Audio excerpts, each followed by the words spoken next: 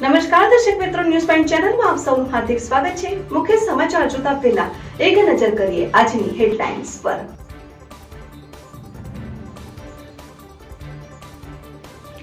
બનાસકાંઠાના સાંસદે ઘૂંઘટ તાણી સભાને સંબોધન કર્યું।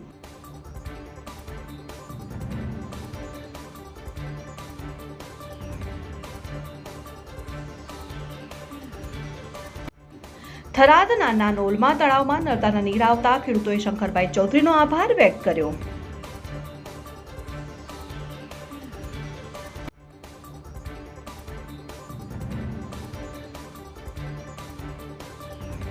કચ્છ ભુજ ભૂકંપમાં મારી ગયેલ 4 વર્ષની બાળકીનો પુનઃજન્મ।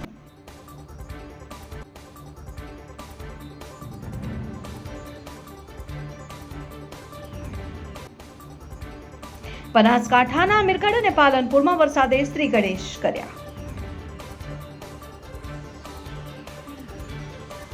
હવે જોઈએ મુખ્ય સમાચાર વિગતવાર।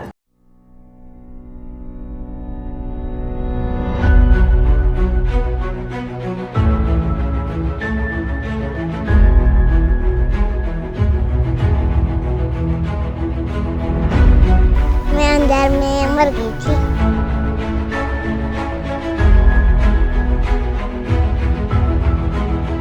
मेरे ऊपर बड़ा सा ढपक रहा था वैसे।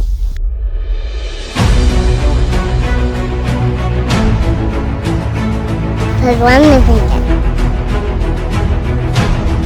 भूकंप आया था।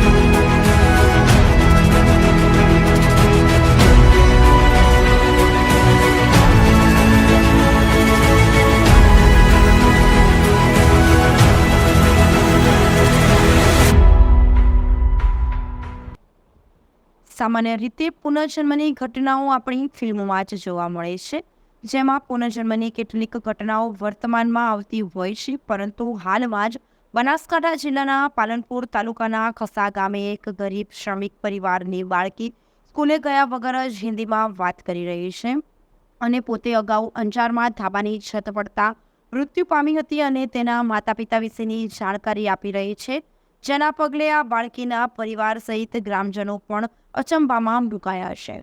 બનાસકાંઠા જિલ્લાની પાલનપુર તાલુકાના ખસા ગામે પૂર્વ સરપંચ વાલજીભાઈ પટેલના ખેતરમાં ભાગ્યા તરીકે કામ કરતા ગામના જેતાજી ઠાકોરને સંતાનમાં એક દીકરો અને 2 દીકરીઓ છે, જેમાં સૌથી નાની 5 વર્ષની બાળકી દક્ષા 3 વર્ષની હતી ત્યારથી જ હિન્દીમાં બોલવા લાગી હતી। તેને કાંઈ પણ જોઈએ તો તે હિન્દીમાં જ બોલતી હતી, જેમ કે પાણી જોઈએ તો માં મુझे પાણી દે દો। જો કે તેની માતા ગીતાબેન અભણ હોય, તેઓને કાંઈ જ ગતાગમ પડતી નથી। આ ઉપરાંત પરિવારમાં પણ તે હિન્દી બોલતી હોય દક્ષા લવાના કરે છે તેમ કહીને કોઈએ તેની તરફ ધ્યાન આપ્યું ન હતું। સ્કૂલે ગયા વગર કોઈ પણ પ્રકારના ટીવી સોશિયલ મીડિયાના માધ્યમ જોયા વગર પણ તેમજ આજુબાજુ પણ કોઈ જ પ્રકારનો હિન્દીનો માહોલ ન હોવા છતાં દક્ષા હિન્દી બોલવા લાગતા સૌ અચંબામાં મુકાયા છે। આ ઉપરાંત તેની પૂછપરછ કરતા ભગવાને તેને અહીં મોકલી છે અને તે અંજારમાં હતી। તેના માતા પિતા પણ અંજારમાં હતા અને ભૂકંપ વખતે ધાબુ પડતા તે મરી ગયું હોવાનું પણ રટણ કરે છે। જો કે દક્ષા ઠાકોર પોતે ફૌજી બનવાની વાત કરી રહી છે, જો કે તેના માતા પિતા તેને ખૂબ જ પ્રેમ કરે છે। ત્યારે દક્ષા ઠાકોર પોતાના પુનર્જન્મની જે વાત કરી રહી છે તે વિજ્ઞાન માટે પણ વિચારવા જેવી વાત છે। જો કે હાલમાં તો આ નાનકડી બાળકીને હિન્દીમાં વાત કરતી જોઈને પરિવાર સહિત ગ્રામજનોને પણ અચારાત પમાડે છે। हम क्या है? दक्षिण नाम है। दक्षा है। तेरे साथ क्या हुआ था? मैं अंदर में मर गई थी। कैसे? ऐसे ही। ऐसे कैसे? मेरे कुछ तो ऊपर हुआ होगा ना? मेरे ऊपर बड़ा सा ढपक रहा था वैसे। फिर यहाँ तू कैसे आई? भगवान ने भेजा। भगवान ने भेजा है। और ये तेरे मम्मी पापा को तू जानती थी? हाँ। नहीं, तो नहीं, उनको पहले से ही जानती थी। ये अभी वाले जो मम्मी पापा है उनको जानती थी? इनको तो नहीं जानती थी पहले, जब भी मैं अंजार में थी तभी इनको नहीं जानती थी। अच्छा, ऐसे तू यहाँ कैसे आई? भगवान ने भेजा। भगवान ने भेजा। तेरे पे कैसे छत कैसे गिरी थी? छत नहीं गिरी थी। ढाबा गिरा था ना? हाँ, ढाबा कैसे गिरा था? वो भूकंप आया था? हाँ भूकंप आया था। आप तेरे घर में कौन कौन थे? मेरा भाई था, मेरी बहन थी हम्म, और मेरे पापा थे और मेरी मम्मी थी, वो उतने ही थे। अभी तेरे को याद आती है? कौन? तेरे मम्मी पापा की याद आती है? नहीं, बस बहन की याद आती है। बहन की याद आती है? हाँ, बहन और भाई की। वो दोनों कुछ भी भाई की याद नहीं आती, कैसे कि भाई रहा ना बहुत मारता था इसलिए। अच्छा, अभी तेरे को वहाँ जाना है? नहीं, क्यों? भाई के पास नहीं जाना? अभी नहीं जाना, बस बहन के ही पास। यहाँ तू क्या क्या करती है? यहाँ यहाँ खेत में क्या क्या करती है? वो नहीं पता। कच्छ में क्या क्या करती थी तू? कच्छ में हम्म, वो तो वो नहीं पता। ઓકે. કાકા શું નામ છે તમારું? મારું નામ જતમલજી. આ છોકરી ક્યારથી હિન્દી બોલવા મળી અને તમને ક્યારથી ખબર પડી? 2 વર્ષથી પહેલાં હિન્દી બોલતી ને ત્યારે મને ખબર ના પડતી, એટલે અમારા મનમાં એમ હતું કે થોડી બોલવા શીખ્યા છે કે એટલે કીધું આવું બોલતી છે. પણ જેમ જેમ સમજણી થવા મળી ને એમ પાવરફુલ હિન્દી બોલવા મળી, એટલે મારાથી ગામમાં આવતી તો ગામમાં વસ્તી બોલાવે ને તો પાવરફુલ હિન્દી બોલતી આ છોડી, એટલે બધા લોકો કહે થોડી હિન્દી જેમ આટલું પાવરફુલ બોલે છે. તો એને બોલો થોડી પૂછવા પહોલાઈને એને પહોલાઈને પૂછ્યું ને મેં તો કે મેં મારો જન્મ અંજારમાં હતો પહેલો, આવી વાત કરતા છોડી. હકીકતમાં ઘટના શું છે શું નથી એમ કુદરતને ખબર. તમારે ઘેર ટીવી કે એવું કોઈ જોઈ ના, કોઈ- દેખ્યું, કોઈ- કોઈ કોઈ- હિન્દી બોલતી એવું? ના કોઈ નહીં, 2 જણા ભણશે અમે, એ ભણશે હું એ ભણશે. બરોબર. એટલે તમને આ વાતની ખબર પડી પછી અને તમે શું શું હિન્દી તમે એના જોડે હિન્દી બોલવાનું ચાલુ કર્યું? અમે વાત કરતા ને થોડું પાસે બેહો ને વાત કરતી એટલે થોડું બોલા તને ખબર પડતી અમને. તો શું શું કહેતી એમ? मेरे रोटी दो, मेरे को पानी पिलाओ, हिंदी बोलती. मेरा बिस्तर कहाँ पड़ा है, એના મા બાપનું કોઈ કહેતું એવું? ना नाम ना हालती, कहती कि हमारी दूसरी मम्मी है, हमारा पप्पा है दूसरा, એવું કહેતી, નામ ના હાલતી. એનું ઘણું ફોલાઈને પૂછ્યું કોઈ પાકો એડ્રેસ આવે ને આપણો તો આપણને પ્રૂફ જણાવો અમે. મારું નામ રાહુલ કોઈટિયા, ગામ ખસા. છેલ્લા ઘણા સમયથી અમારા ગામનો એક વિડીયો હાલ ચર્ચામાં છે કે ભાઈ ખસા ગામની દીકરી જે હિન્દીમાં વાર્તાલાપ કરી રહી છે અને પુનર્જન્મની આખો વાર્તાલાપ કરી છે. પુનર્જન્મની હાલ આ ચર્ચાનો વિષય બન્યો છે. તો આજે રૂબરૂ જ્યારે તે સ્થળની મુલાકાત કરી અને પુનર્જન્મ વિશે જાણ્યું તો ઘણીવાર એક સાંભળ્યું હતું કે વિજ્ઞાન જાથા પણ આને નકારે છે, પણ આજે જ્યારે રૂબરૂ મળવાનું થયું તો મને એ દીકરીને મળીને ગૌરવ થયું મારા ગામ માટે કે મારું ગામ આજે વર્ષો પહેલાં મેં મારા પપ્પાને બધા વાત કરતા કે અમારા ખસા ગામના વણકર સમાજ દ્વારા બનાવેલી પસેડી હાથ રૂમાલ એ પણ અમારા ગામને આગવું નામ અને સ્થાન મેળવ્યું હતું. જ્યારે આ દીકરીએ આજે હિન્દીમાં વાર્તાલાપ કરી અને જે પુનર્જન્મની વાત કરે છે કે કચ્છમાં અમે અંજારમાં આ જગ્યાએ રહેતા હતા, તે અમારે ધાબાવાળું મકાન હતું, તે મારા પપ્પા આ જગ્યાએ ફેક્ટરીમાં કેક બનાવવાની કામ કરતા, રોજ અમારા માટે કેક લાવતા હતા. આખો વાર્તાલાપ કચ્છનો અમારી સામે કરી રહી છે. રાહુલ કોઈટિયા, ગામ ખસા. મારું નામ ગીતા. અને આ છોકરી ક્યારથી હિન્દી એટલે બોલવા મળી? 2 વર્ષની છે ને એટલે હિન્દી બોલવાથી મને ખબર નહીં કે હિન્દી બોલે એમ. અમે અભણ છે એટલે મને ખબર નથી કે હિન્દી બોલે. એટલે હિન્દી રહેતે રહેતે ખબર પડી હે. હિન્દીમાં શું શું કહેતી એ હિન્દી બોલતી હું સમજતી જ ના. એમ? અમે અભણ એ અભણ, 2 જણા અભણ હતા, કોઈ સમજતું ના, ઘરમાં કોઈ હિન્દી બોલતું ના, તમારા ઘરમાં ટીવી કે એવું કોઈ કશું નહોતું ના, કશું અમારા ઘરમાં નહોતું. બાયક જેવું નહીં, કશું નહીં સાધન બરોબર. એટલે તમને કોઈ ખબર જ નહીં પડતી ના, બોલે? કશી ખબર જ ના પડતી. મજૂરી કરે ને. અમદાવાદમાં ભગવાન જગન્નાથની 147મી રથયાત્રાને લઈ પૂરજોશમાં તૈયારીઓ ચાલી રહી છે. આજે ભગવાન જગન્નાથની 147મી જળયાત્રા નીકળી. જળયાત્રાને લઈને જગન્નાથ મંદિર અને સરસપુર મંદિરમાં તૈયારીઓ પૂર્ણ કરી દેવામાં આવી છે. જળયાત્રાના માટે ભગવાન જગન્નાથ મંદિરથી એક ભવ્ય શોભાયાત્રાનું આયોજન કરાયું. દર વર્ષે જેઠ સુદ પૂનમના દિવસે પરંપરાગત જળયાત્રા નીકળે છે. આજે એ માટેની ખાસ તૈયારીઓ કરી દેવામાં આવી છે અને 108 કળશના જળથી પ્રભુનો જળાભિષેક કરાશે. ભગવાન જગન્નાથ મંદિરની નદીના ઘાટ સુધી જળયાત્રા નીકળે છે. આ ઉત્સવ નિમિત્તે મંદિર પરિસરમાં ઉત્સાહનો માહોલ જોવા મળી રહ્યો છે. મંદિરમાં ઢોલ નગારા અને શંખનાદનો રણકાર સાંભળવા મળી રહ્યો છે. ભગવાન બળદગાડામાં બિરાજમાન થઈ ગયા છે. ટૂંક સમયમાં જળયાત્રા ભૂતરના આરે જવા થશે રવાના. ભગવાન જગન્નાથજીની 112મી યાત્રા પૈકી જળયાત્રા મુખ્ય યાત્રા ગણાય છે. જળયાત્રા સાબરમતી નદીના તટે સોમનાથ ભૂતરના આરે પહોંચશે. અહીં ગંગા પૂજન પછી 108 કળશમાં જળ ભરીને લાવવામાં આવશે. પરંપરાગત 108 કળશમાં લવાયેલ જળ દ્વારા ભગવાનનો જળાભિષેક કરાશે.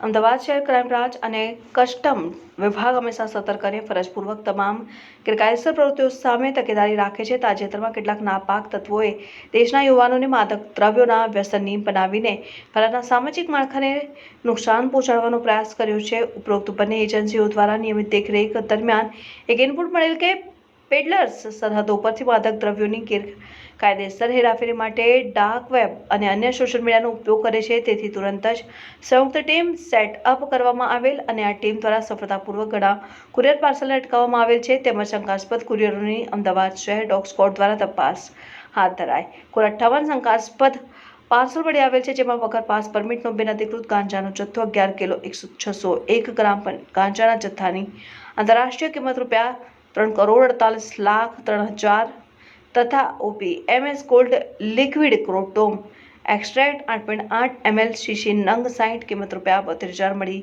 કુલ કિંમત ₹3,48,75,000 ગણાય છે.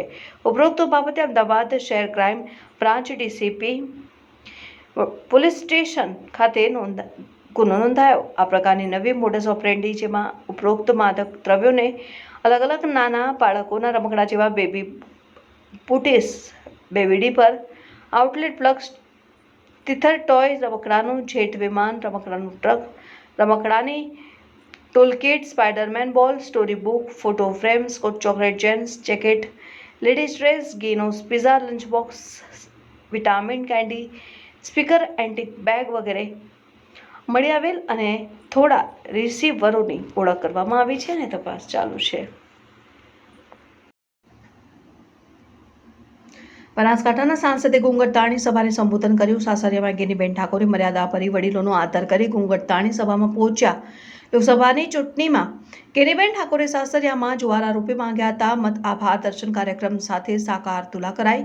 2024 લોકસભાની ચૂંટણીમાં બનાસકાંઠામાંથી કોંગ્રેસના ઉમેદવાર તરીકે ગેનીબેન ઠાકોર અને ભાજપ તરફથી રેખાબેન ચૌધરીને ઉતારવામાં આવ્યા, જેમાં વાવના વિધાનસભા ચાલુ ધારાસભ્ય ગેનીબેન ઠાકોરે અલગ અલગ વિસ્તારમાં જઈને લોકો પાસે મત માંગ્યા અને થરાદ, ધાનેરા, દાતા, પાલનપુર, ડીસા સહિત વાવ વિસ્તારમાં ગેનીબેન મામેરા રૂપી મત આપીને મામેરો ભરવાની અપીલ કરી હતી. જોકે દિયોદરના કોતરવાડા ગામે ગેનીબેનનું સાસરિયું હોય ત્યારે દિયોદર વિસ્તારમાં ગેનીબેન ઠાકોરે ભાઈઓના ભાગે આવતું જુવારા રૂપે મત માંગ્યા. સૌથી વધુ દિયોદર વિસ્તારમાંથી ગેનીબેન ઠાકોરે 25,000થી વધુની લીડ મળતા પોતાના સાસરિયા ગામે સાસરિયાઓ દ્વારા ગેનીબેન ઠાકોરની સાકરતુલા સાથે સભાનું આયોજન કરાયું, જેમાં બનાસકાંઠાના સાંસદનું ઉષ્માભેર સ્વાગત કરાયું. જેમાં ગેનીબેન ઠાકોરે સાસરિયામાં જૂની પરંપરા જાળવીને માન મોભો સચવાય તે રીતે ઘૂંઘટતાણી સભામાં પહોંચ્યા. સૌ વડીલોને આદર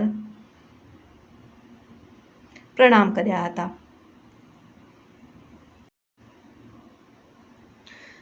ભાભરમાં લાઇબ્રેરી અને કોચિંગ ક્લાસનું ઉદ્ઘાટન કરવામાં આવ્યું. સંત શિરોમણી રવિદાસ યુથ ક્લબ ભાભર આયોજિત લાઇબ્રેરી અને કોચિંગ ક્લાસનું ઉદ્ઘાટન માનનીય સાંસદ સભ્ય ગેનીબેન ઠાકોરના હસ્તે કરવામાં આવ્યું, જેમાં મહેમાન તરીકે ભાભર નગરપાલિકાના chief officer Payalben Desai, PSI Sonara, Ravidas youth club ગુજરાતના પ્રમુખ બાબુલાલ પારઘી, સંજયભાઈ સંસ્થાપક અને માર્ગદર્શક મુકેશભાઈ રાજકોટ, ઉમેદભાઈ કુસુમબેન, બનાસકાંઠા જિલ્લા ઉત્કર્ષ મંડળના પ્રમુખ વાલાભાઈ કાંગરેજ, ઉત્કર્ષ મંડળના પ્રમુખ મંત્રી અને ભાજપ ભાભર તાલુકાના સામાજિક આગેવાનો, યુવાનો ઉપસ્થિત રહ્યા. પ્રસંગે chief officer Payalben Desai, PSI Sonara, સાંસદ સભ્ય ગેનીબેન ઠાકોર દ્વારા તથા શિક્ષણ અને સમયની માંગ અને આજની સ્પર્ધાત્મક પરીક્ષા અને તેના વિશેનું મહત્વ સમજાવ્યું અને આ પ્રસંગે બાબર રવિદાસ ક્લબની ટીમ સુંદરભાઈ, ખેમાભાઈ, ઈશ્વરભાઈ રતિલાલ, કેબી પરમાર, નરેશભાઈ, આકાશભાઈ, કિશનભાઈ, રામભાઈ, વિષ્ણુભાઈ, ચાંચાણી, અરવિંદભાઈ તેમજ અન્ય સમાજ બંધુઓ દ્વારા લાઇબ્રેરીની સફળતા માટે અથાગ મહેનત કરીને કાર્યક્રમને સફળ બનાવ્યો.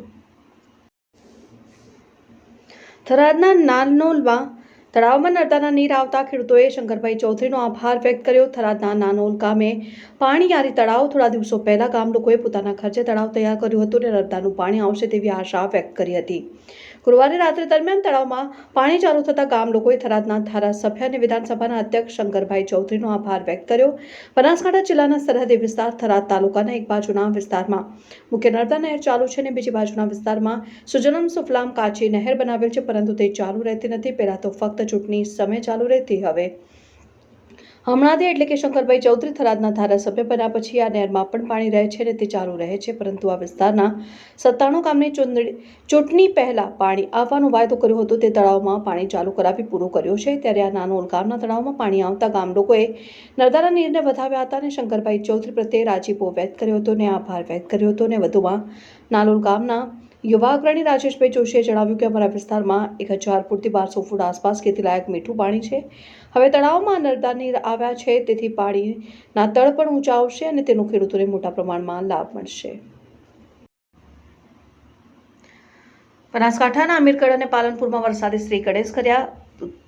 ગુજરાતભરમાં વખતે ગરમીએ રેકોર્ડ સર્જ્યો છે. આગોગતી ગરમીથી લોકો હેરાન પરેશાન થઈ ગયા છે. તેવામાં ગરમીથી આંશિક રાહત ગુજરાતના કેટલાક ભાગોમાં વરસાદ થવાથી મળી રહી છે.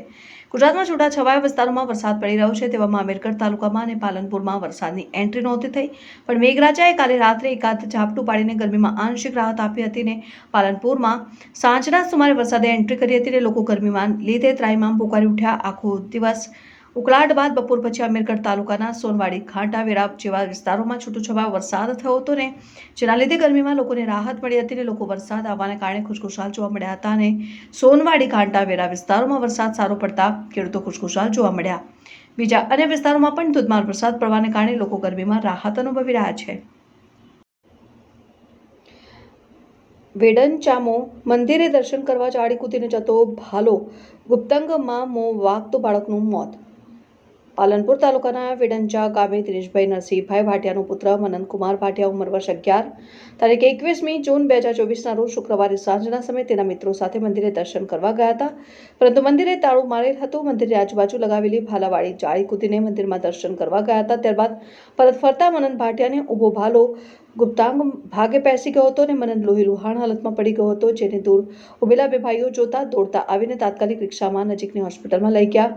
ત્યારબાદ એને આગળ લઈ જવા માટે કહેવામાં આવી હતી. તેની મમ્મી સાથે મનને પાલનપુર ખાતે પ્રાઇવેટ હોસ્પિટલમાં દાખલ કરવામાં આવ્યો, જ્યાં તેનું કરુણ મોત નીપજ્યું. ધોરણ 5માં અભ્યાસ પૂરો કરીને 6ઠ્ઠા ધોરણમાં આવેલો ભાટિયા મનન 11 વર્ષના બાળકનું આ ઘટનામાં કરુણ મોત થતાં વેડંચા ગામમાં દુઃખની લાગણી પ્રસરી ગઈ. આવો જ કિસ્સો ઘણા સમય પહેલા મેમદપુર ખાતે બનવા પામ્યો હતો. સમયસર સારવાર મળતા બાળક બચી ગયો. આ ઘટના ગુજરાતમાં ચર્ચાસ્પદ બની હતી. ત્યારબાદ સરકારી પરિપત્ર દ્વારા તમામ સ્કૂલોની જાહેર સ્થળો પરથી ભાલાવાળી જાળી કાઢવાનું પરિપત્ર કરીને દૂર કરાવી. વેડંચામાં બનેલી ઘટનામાં એકના એક પુત્રનું મોત થતાં પરિવાર ઉપર આપ તૂટી પડ્યું હતું. આખો પરિવાર શોકમાં ડૂબી ગયો. ચર્ચાનો વિષય છે કે જાહેર સ્થળો પરથી આવી ભાલાવાળી વસ્તુ કે જાળી ન લગાવી, તેમ છતાં વેડંચા મંદિરેથી ભાલાવાળી જાળી કેમ ન હટાવવામાં આવી, એ પણ ચર્ચાસ્પદ બની છે. બીજું, દર્શન કરવાના સમયે મંદિરે કેમ તાળું મારેલ હતું કે બાળકોને કૂદીને દર્શન કરવા જવું પડે છે, જેના કારણે બાળકનું મોત નીપજ્યું, તે પણ એક ચર્ચાનો વિષય છે. આ બાબતે સરકારી તંત્ર દ્વારા તાત્કાલિક પગલાં લઈ વેડંચાના મંદિરેથી અથવા ગુજરાતના કોઈપણ મંદિરે કે જાહેર સ્થળો પર આવા ભાલાવાળી જાળી જોવા મળે તો તેને તાત્કાલિક દૂર કરવામાં આવે, એવી લોક માંગ ઉઠવા પામી છે.